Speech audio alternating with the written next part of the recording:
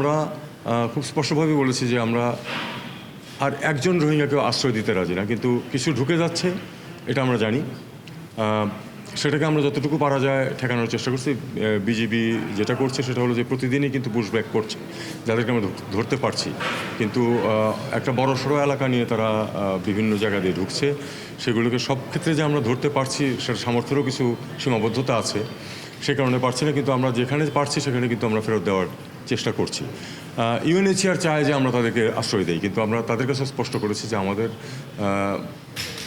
যে 12 লাখ রোহিঙ্গাকে আমরা আশ্রয় দিয়েছি, আমরা আমাদের ভূমিকা যতটুকু হওয়া উচিত তার থেকে বেশি পালন করেছি। আমাদের পক্ষে আর সম্ভব না।